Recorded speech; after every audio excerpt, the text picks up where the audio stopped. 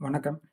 வாஸ்து அமைப்பின்படி வடகிழக்கு மூலையான ஈசான்ய பாகத்தில் மழைநீர் வடிகால் அமைக்கும்போது தண்ணீர்கள் தெறித்து வராமல் இருப்பதற்காக பாத்தி போல கட்டுவதற்கு அப்படி கட்டினால் சரியான முறையா இல்லையா என்பது பற்றிய ஒரு சந்தேகத்தை வாசகர் ஒருவர் கேட்டிருந்தார். ஆகவே இதுபோன்று சிறப்பாக வாஸ்துகளை கடைபிடிக்கும் அன்பர்களுக்காக இந்த வீடியோ. இப்போது கிழக்கு வடக்கு திசை உள்ள இந்த இடத்திற்கு இது ஈசான்ய பாகம் எனப்படும். இது அக்னி, நிருதி, வாயு. ஆக ஒரு வீடானது இது போன்ற காம்பவுண்ட் சுவர்கள் அமைத்து கட்டப்பட்ட இடங்களில் இது போன்ற வீடுகள் அமையும் போது இது மேற்கிலே குறைந்த இடமும் தெற்கிலே குறைந்த இடமும் விட்டு கிழக்கிலேயும் வடக்கிலேயும் அதிக இடம் விட்டு வீடுகளை கட்ட வேண்டும். அவ்வாறு கட்டிய பின் செட் போடுவதோ கூரையிடுவதோ செய்தால் வடக்கு கிழக்குகளில் காம்பவுண்ட் எல்லையை ஒட்டாமல் செய்ய வேண்டும். இப்போது அவ்வாறு காம்பவுண்ட் எல்லையை ஒட்டாமல் கூரையிட்டு அந்த தண்ணீர் வடிகாலானது இங்கே விழுவது போலவோ அல்லது வடகிழக்கு ஈசான்யத்தில் விழுவது போலவோ செய்து தரையில் வடிகால் வசதி உள்ள இடங்களுக்கு தரைக்கடியில் பைப் வைத்து வெளியேற்றலாம். இப்போது அன்பரின் கேள்வி என்னவென்றால், அவர்கள் மாடியிலிருந்து வரும் தண்ணீரானது பைப்லைன் இந்த மூளைக்கு வருகிறது. இந்த இடத்திற்கு பைப்லைன் மூல கூரையிலிருந்து தண்ணீர் விழுகிறது. இப்படி விழும் தண்ணீரானது இங்கே எல்லாம் தெரித்து வராமல் இருக்க, அதாவது தெற்கு பக்கம் வடக்கு பக்கங்களில் மேற்கு பக்கங்களுக்கு ஓடாமல் இந்த இடத்தில் வெளியேறும்படி, அந்த வேகமாக விழும் தண்ணீர் வெளியேறும்படி இது போன்ற சதுரமான அமைப்பில் சிறிய ஒருகள் உயரம் சுவர் வைக்கலாமா என்பது பற்றிய கேள்வி கேட்டிருந்தார். இப்போது இது போன்ற சுவர்கள் வைத்து அங்கே தண்ணீர் இறங்கி வெளியே போவது தவறு இல்லை என்றாலும் இதன் மூலம் பல தவறுகள், அதாவது நல்ல முறையில் வாஸ்து அமைப்போடு கடைபிடிக்க வேண்டும் என்று ஆசைப்படுபவர்களுக்கு இதுபோல் கட்டுவது சற்று சரியல்ல என்பது என்னுடைய தாழ்மையான கருத்து. ஏனென்றால் எந்த இடங்களிலுமே இந்த ஈசான்ய மூலை வெட்டுப்படக்கூடாது.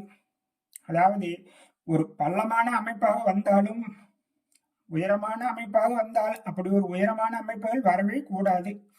இது போன்ற சுவர் வைத்து இந்த இடத்தை பிரிப்பது எல்லாமே ஈசான்யம் வெட்டுக்கு வாய்ப்பு தரும். ஏனென்றால் இந்த இடத்தை நாம் புழங்குவதற்கில்லாமலோ வேறு முறையிலோ தடுக்கிறோம். இந்த ஈசான்ய மூளை நகக்கண் அளவும் குறையக்கூடாது என்பதால் இதுபோல் செய்யக்கூடாது. அவ்வாறு இல்லாமல் ஒருவேளை அதுபோல தடுப்பு சுவர்கள், கைகளும் பைப்புகள் போன்றவைகள் வைக்கும் போது சரியான ஈசான்ய மூளை விட்டு சற்று தள்ளி அமைக்க வேண்டும். அதாவது இதுபோல சுவர் வைத்து தடுப்பு வைத்து இந்த இடங்களில் பைப் வைத்து வைக்கும் போது இப்போது ஈசான்ய பாகம் வளர்ந்துள்ளதை கவனியுங்கள். இந்த தடுப்பு சுவரை விட நமக்கு இந்த இடத்தில் உள்வாங்கி கட்டினாலும் மொத்த இடத்திற்கு இந்த ஈசான்ய பாகம் எந்தவித தடுப்பும் இல்லாமல் சரியான முனை அளவிற்கு அளவு வளர்கிறது. இதுபோல் அளவு வளர்த்து அவ்வாறு கட்டுவது நல்ல முறை என்பதை தெரிவித்துக் கொள்கிறோம். அப்படியின்றி இது போன்ற மொத்த இடத்தையும் ஆக்கிரமித்து சற்று உயரமாக கட்டைகள் போல கட்டி பயன்படுத்தும் போது இந்த மூளை வெட்டுப்படுமோ என்ற சந்தேகம் பலருக்கு வரும். அவ்வாறு பெரிய தவறுகள் செய்யாவிட்டாலும் இது போன்று கட்டாமல் இந்த இடங்களை விட்டு இதுபோல கட்டுவது மிகுந்த சிறப்பு என்பதை கூறுகிறோம். அதே போல இப்போது இந்த இடங்களில் பள்ளமான அமைப்புகளில் சரி ஒரு சேந்து கிணறு அல்லது சதுரமான கிணறுகள் இருந்தால் கூட சரியான மூலையில் போட வேண்டாம் என்று சொல்கிறார்கள். ஏனென்றால் இந்த இடம் குறைகிறது அல்லது இரண்டு மூளையும் சேரும் சரி மூளை நல்லதல்ல என்பது ஒரு கருத்தாக இருக்கிறது. போர்கள் போடும்போது சற்று தள்ளி வர வேண்டும். இதுபோல அமைக்கலாம். கிணறுகள் குழிகள் வந்தாலும் இதுபோல அமைக்க வேண்டும்.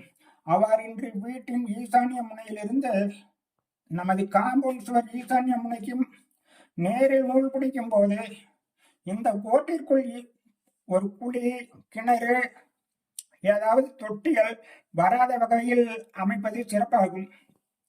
இது போன்று அமைக்கும் போது இந்த இடங்களில் தாராளமாக தண்ணீர் தொட்டிகளை கட்டலாம் நிலத்தடியில். ஆனால் அந்த தொட்டியானது இது போன்று வடக்கு கிழக்கு திசைகளில் அமையாமல், இந்த வடக்கு தெற்கு திசைகளில் அமையாமல் கிழக்கு மேற்காக அமையும்படி நிலத்தடி தொட்டியை அமைப்பது சிறப்பானது. இதுபோன்று அமைக்க வேண்டும். செப்டிக் டேங்க் அமைத்தாலும் இந்த இடங்களில் அதுபோன்று கிழக்கு மேற்கு நீளத்தில் தான் அமைக்க வேண்டும்.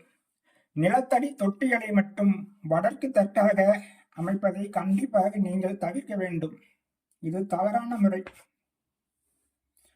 இதுபோன்று அமைக்கலாம். ஈசான்ய முனையை பொறுத்தவரைக்கும் இந்த இடங்களில் துணி துவைக்கும் கற்கள் சுமார் வெயிட்டை கொடுக்கும். ஆகவே இந்த இடங்களில் தரைக்கு மேலாக துணி துவைக்கும் கற்கள் வரக்கூடாது. மிகுந்த பள்ளத்தில், அதாவது நமது தரைமட்டத்திலிருந்து சற்று பள்ளமாக வைத்தாலும் இது போன்ற அமைப்புகள் கொடுத்து இங்கே சற்று பள்ளமாக வைத்து இதில் கை கழுவும் இடங்கள் வைத்து பாத்திரம் கழுவுவது, கால் அலம்புவது போன்றவற்றை செய்யலாம். ஆனால் அந்த சதுரமான பள்ளமும் சரியான மூலையில் கொடுப்பதை தவிர்க்க வேண்டும். இவ்வாறு நல்ல முறையில் கடைபிடிக்கும் போது வாஸ்து அமைப்பு நமக்கு மிகுந்த நற்பலன்களை தருகிறது. மரம் செடிகள் வைக்க விரும்புபவர்களும் கண்டிப்பாக இந்த மூலையை தவிர்க்க வேண்டும். மிக சிறிய அளவில் இப்போது இந்த மூலை ஈசான்ய மூலை என்பதற்காக துளசி மாடங்கள் அமைக்கிறார். அந்த துளசி மாடத்தை சரியான ஈசான்ய மூலையில் மேடையிட்டே அமைத்தாலும் அது இந்த இடங்கள் வெயிட் ஆகும் என்பதால் அதுவும் தவறுதான். சரியான ஈசான்ய மூலையில் தான் துளசி மாடங்கள் அமைக்க வேண்டும் என்பதில்லை. அவற்றை இடம் இருந்தால் வாயவிய மூலையிலோ அல்லது ஆக்னேய மூலையிலோ கூட அமைக்கலாம். அல்லது சரியான ஈசான்ய முனை விட்டு சற்று மேற்பாகம் நகர்ந்தும் அமைக்கலாம். எக்காரணம் கொண்டும் சரியான ஈசான்ய மூலையில் நீங்கள் எந்த விதமான தவறுகளும் செய்யாமல் சிறப்பாக கையாள வேண்டும் உங்கள் வீட்டை. அவ்வாறு கையாளும் போது நமக்கு மன திருப்திகளும் நல்ல நல்ல வாழ்க்கை அமைப்புகளும் கைகூடுகிறது. கண்டிப்பாக இந்த முனையில் எந்த தவறும் செய்யாமல் தங்கள் வீட்டை அமைக்கும்படி வேண்டிக் கொள்கிறேன். நன்றி, வணக்கம். வாழ்க வளமுடன்.